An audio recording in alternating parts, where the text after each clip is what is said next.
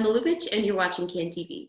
We're here today with Jawanza Malone, Executive Director of the Kenwood-Oakland Community Organization, the oldest Black-led grassroots community organization in Chicago. So thank you so much for being with us today. Oh, thank you for having me. I appreciate it. So give us some history of the work that KOCO has done in Chicago. Sure. So KOCO has really been instrumental shaping the Kenwood-Oakland communities. And actually, you can think about the city as a whole. When KOCO was founded in 1965 by community and religious leaders, one of the sort of the idea behind these two communities coming together was to address the systemic issues that both communities were facing. And so we saw an employment program start. We saw a free childcare program initiated. We saw 300 units of affordable housing constructed. King High School being built from the ground, which is now King College Prep. A medical health center being built in the community. And these were all within the first years of the founding of the organization. Since then, we were instrumental in getting Diet reopened. We coordinated a 34-day hunger strike in 2015 to make sure that that happened. We worked with the STOP organization to bring a trauma center back to the University of Chicago. Just yesterday, we had a historic victory, again, another coalition effort to create and preserve affordable housing in the Woodlawn community, in the presumption that the Obama Presidential Center will go in that community. And it has already caused real estate speculation that has caused spikes in rents and property taxes, which has resulted in tenants being pushed out of the community. So we like to think that while we're a small organization, we have a pretty big impact. And so that's what we do. And so speaking of the Obama Presidential Library, so you've advocated for a community benefits agreement, or a CBA. So talk about what that is. I mean, what issues did your organization and community members identify with the coming of the library? Sure. So when the announcement was made in 2016, the Presidential Center was coming to the South Side of Chicago. The first thing we saw was this real estate speculation. Properties began to trade hands pretty quickly, immediately after that announcement. And so for us, having the experience of working on a community benefits agreement connected to Chicago's failed bid for the 2016 Olympic Summer Games, we know that in the wake of large-scale development, displacement is something that often occurs if there aren't protections in place. And so for us, we were keeping a watchful eye on what was happening and realized that after the Bronzeville Regional Collective penned a letter that they hoped to, spur some reason from the Obama Foundation, the city, and the University of Chicago, we felt that things had to be ratcheted up simply because the letter was not stopping this from taking place, and it was escalating, and we wanted to stop that and make sure that it didn't happen. And so for us, it was about making sure that, again, we set the stage for what a long-term fight was going to look like. So for us, it was about bringing community together. So in that first summer, we had 5 community meetings that we held, more than 100 residents at each meeting, where they talked about and shared their fears around displacement, but also not just displacement, but other areas. So their concerns around employment, economic development, how it was going to affect the schools in the neighborhood, how transportation was going to be impacted, and of course, obviously housing, but then sustainability. And so these were the issues that people raised to the fore.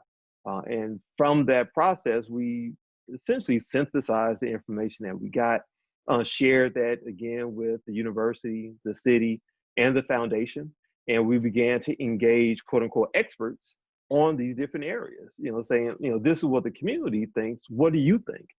And from there, we got a ton of feedback and went back to the community again to share what the response we got from the so-called experts, and sort of chopped that up, and that became the basis for the ordinance that was eventually introduced by Alderwomen Jeanette Taylor and Leslie Hairston. The Woodlawn Housing Preservation Ordinance was passed by the City Council on September 9th. So with the aim of stopping the displacement that could occur once the library is built. So what does that ordinance do? And then does it go far enough? So easy question first. It does not go far enough. The final ordinance that was passed is essentially a compromise ordinance. There were, some key things that did not make it into the final version. One of those things, most notably, is the right to return. So tenants who have already been displaced from the community having the opportunity to come back into the housing once it's been rehabbed or newly constructed. But what's in there? So I think the crown jewel of the ordinance is that out of the 200 plus vacant lots that the city owns in Woodlawn, 1/4 of them are designated for affordable housing. And when I say affordable housing, what's important here also is that we're talking about real affordable housing.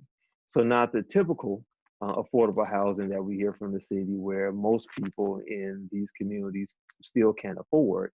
We're talking about affordable for people who make all the way from $0 to $30,000, being able to have an affordable rent.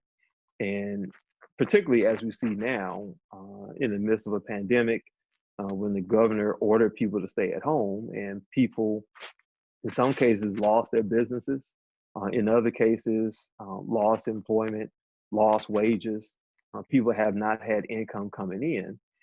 You would think that if their rent was at a reasonable rate where they weren't paying 50, 70% of their income just to keep a roof over their heads, they might have some money left over for a savings, a rainy day fund.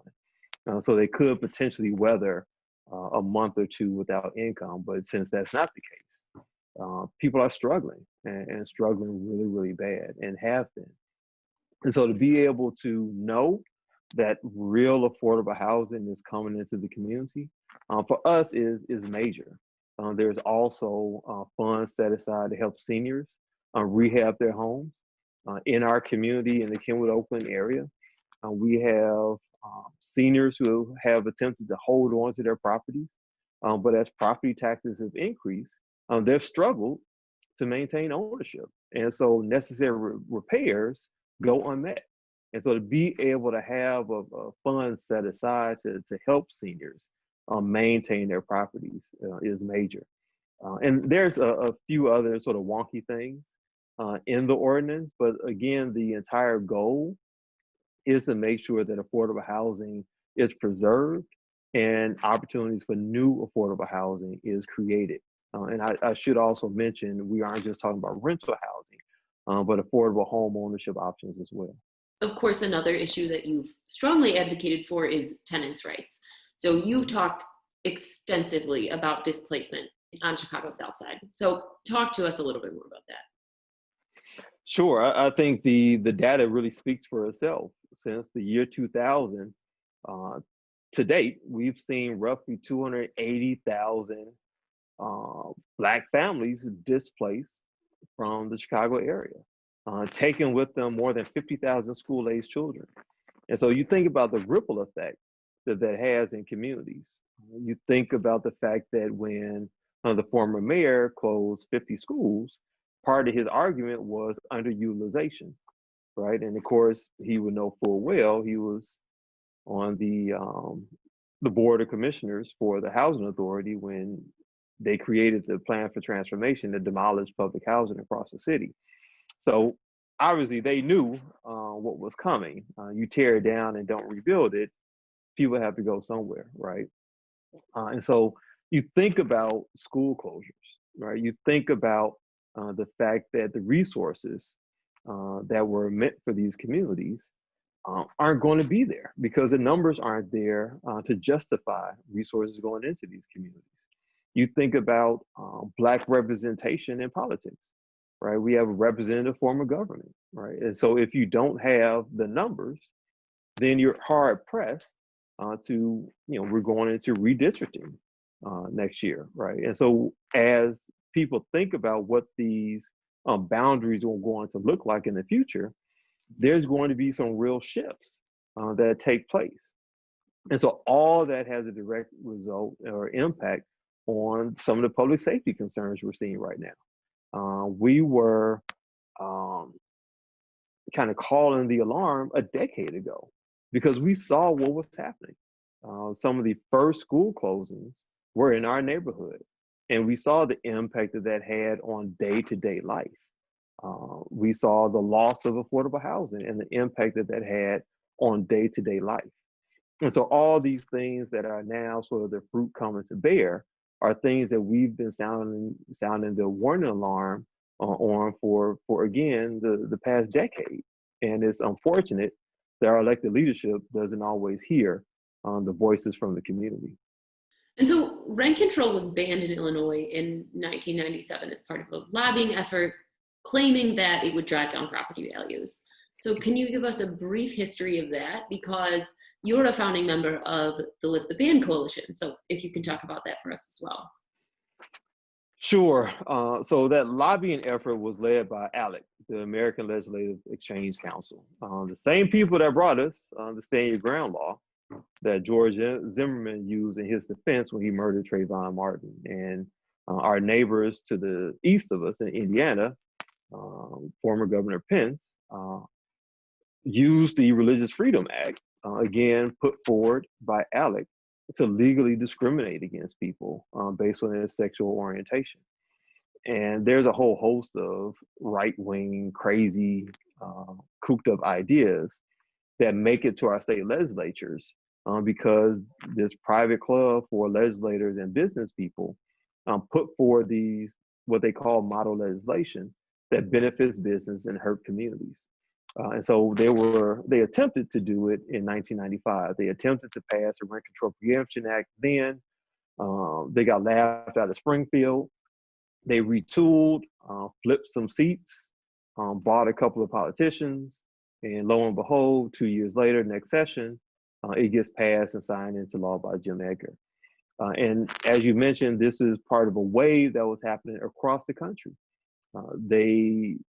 The realty lobby, they being the they, saw that they were struggling to keep rent control out of municipalities across the country. You saw this wave come out of New York, DC, sweep across the South, heading back over West, and was coming to take hold in the Midwest region. And for them, this preemptive strike allowed them to essentially save money. So the money they spent buying off politicians and hosting parties and fundraisers was an investment, right? To prevent them from having to fight rent control city by city in 50 states, which is what was happening. And so we obviously oppose it. The Lift the Ban Coalition was formed in 2016 because we saw the disastrous impact of skyrocketing rents in our communities. There's a senior citizen who we worked with for years who saw her rent skyrocket when a private equity firm out of New Jersey, Antheus Capital, bought the building where she had lived for 50 years. She moved there when she left the Robert Taylor homes to raise her family, to start a family. She raised her children, sent them into the world to be productive, and she saw herself being able to live out her golden years in her home. She knew the neighbors, she knew the stores, people knew her. She felt safe. And in fact, one winter, she shared the story with me that one winter she fell in front of her home and her neighbor helped her up and enter her apartment. I mean, where can you go and that still happens, right? And so for her, having to go apartment hunting in her 70s is not something she wanted to do, and simply she shouldn't have to be in that position. And so for her, having her building sold in 2013 and see the rent just go through the roof to a short time later, her entire monthly income, her retirement income, having to go on housing costs, having to rely on her children and food stamps to make sure that she ate every month. Uh, no senior, nobody should be forced to endure that. There's a resident in the Bronzeville community who rented on King Drive, Historic Park Boulevard. He went in to sign his lease and was told that his rent was going to increase literally 5 times. 5 times. So obviously he moved, right? You think about, I mean, obviously that is an outlier. I don't think there's a lot of cases where your rent increases 500% in the Chicago boundaries. But I mean, often we hear rent doubling, tripling, even if it goes up $100 every month. How many people can go to their employer and say, can I get a raise? My rent just went up. And so particularly for people on fixed incomes, for people who work low wage jobs, increasing rent literally is a matter of life and death for them because they already are struggling to make ends meet to begin with. So we've talked about the ways in which Chicago renters are kind of already facing some incredible barriers when it comes to accessing affordable housing. So how has the COVID-19 pandemic now kind of exacerbated these problems? Yeah.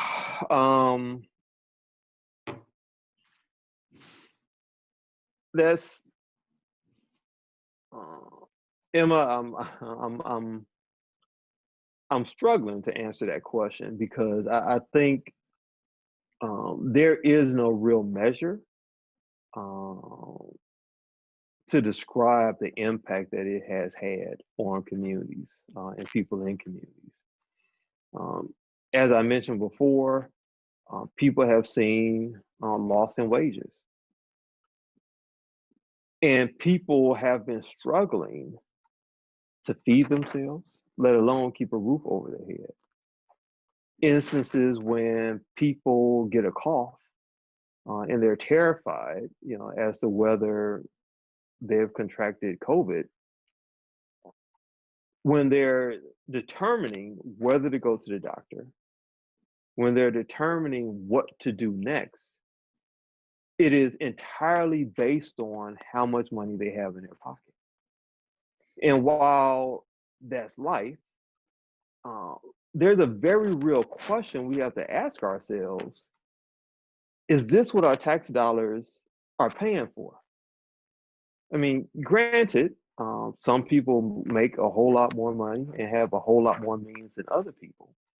But when all of us are paying into this tax system with the idea that government is going to at least provide assistance, when you are unable to determine whether or not you're going to make it from one day to the next, when you've worked every day of your life,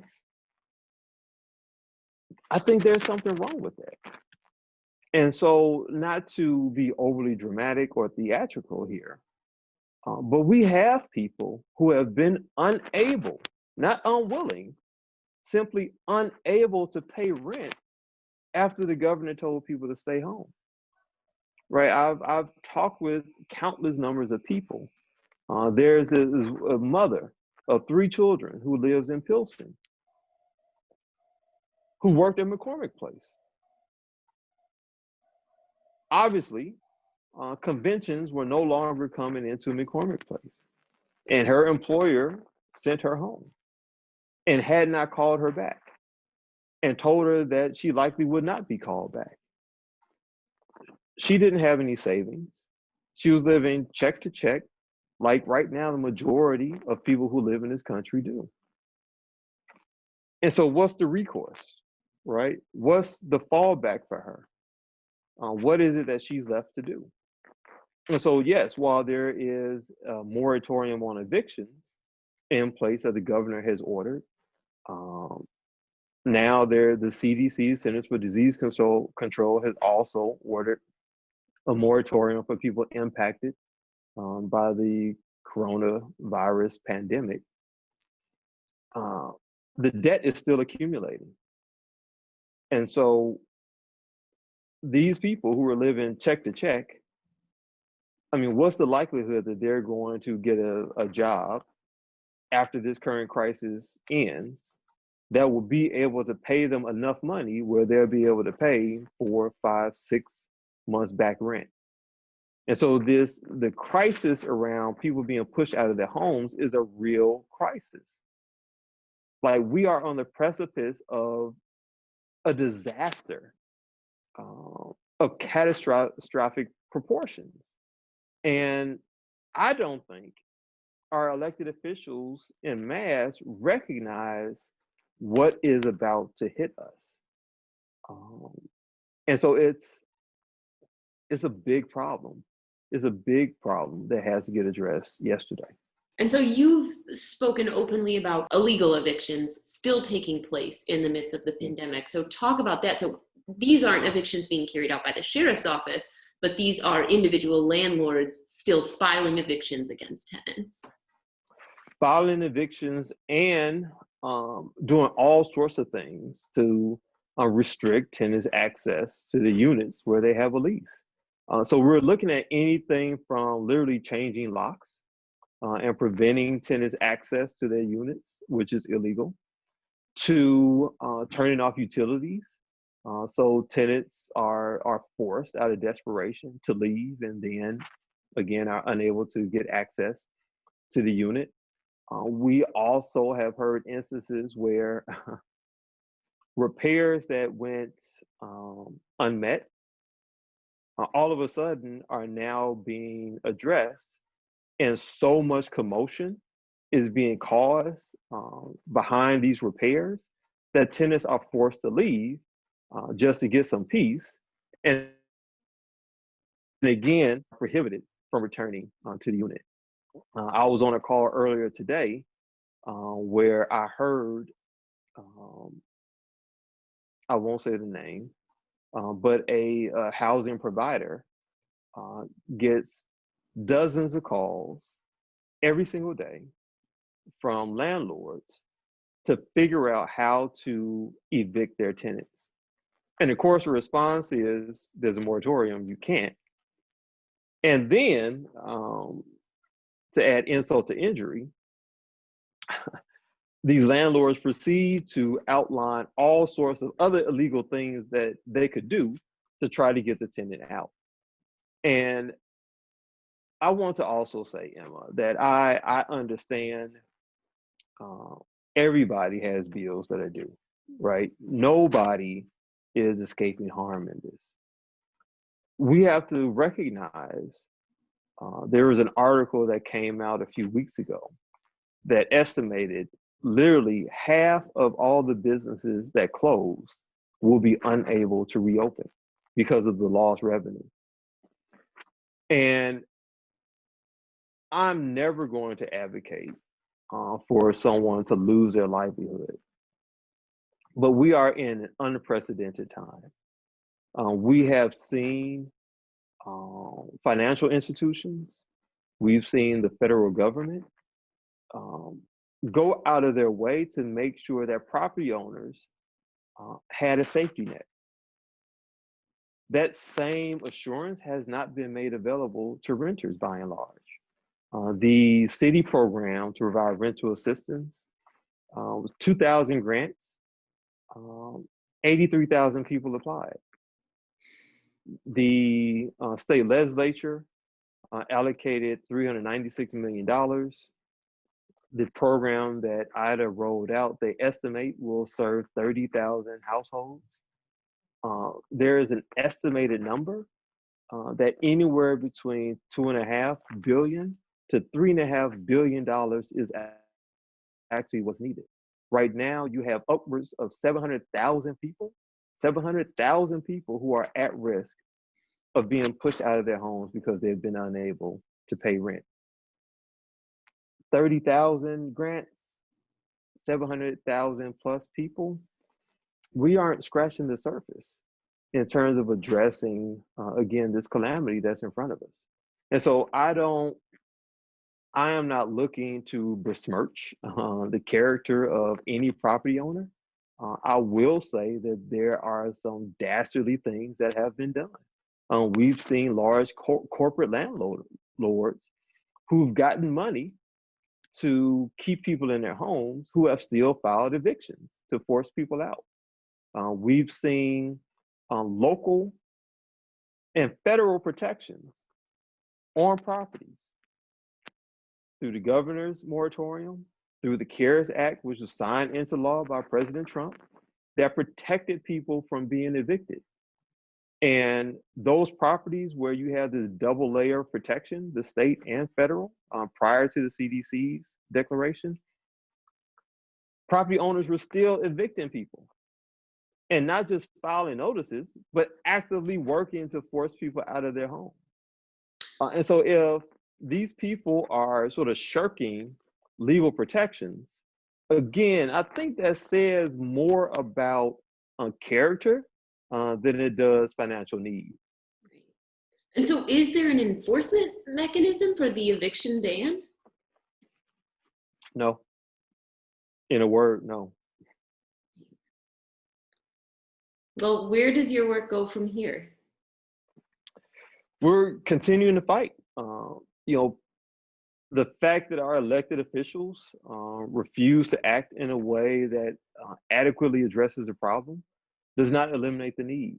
And so as a community-based organization that works with people every single day, that's working with other community-based organizations, we are going to do all we can to make sure that the powers that be do more and do, again, what is adequate. We are calling on Governor Pritzker to cancel rent and mortgage payments retroactively. So for the time of the stay-at-home order, which is roughly 2 months, and the 3 months following, to be able to alleviate that debt that's just hanging over people that there is no way they'll be able to pay. We're asking that he extend the moratorium throughout the duration of the time that Illinois is not in phase 5 of the Restore Illinois plan. Until the economy reopens fully, I don't see how we can hold people accountable in that way. We also are asking the governor to lift the ban on rent control, to repeal the Preemption Act. In places where you have a municipal leader who wants to do more to help the residents of her or his community, they should be empowered to do that. But as long as we have this state preemption ban, they are unable to do a single thing to help regulate rent in their communities. And so that's what we're asking for. We have asked repeatedly for the governor to meet with us to outline or to lay out a strategy forward. Those offers have been ignored. We've shared legal memos that we have about how the governor legally can do this. He does not have to worry about his order being stricken down by the courts.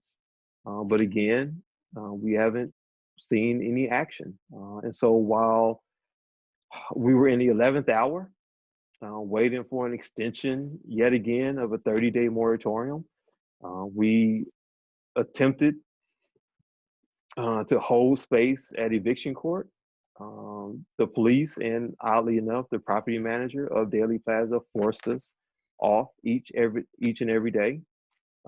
People were so desperate that they took arrest to be able to try to stay in Daily Plaza to, again, bring attention to this crisis that is going overlooked. And what we got was another 30-day extension that, again, does not remove the debt, does not provide a real safety net for families. And so we'll continue to push and we'll continue to escalate to get the governor's attention and to get all of our lawmakers to do more to help their constituents.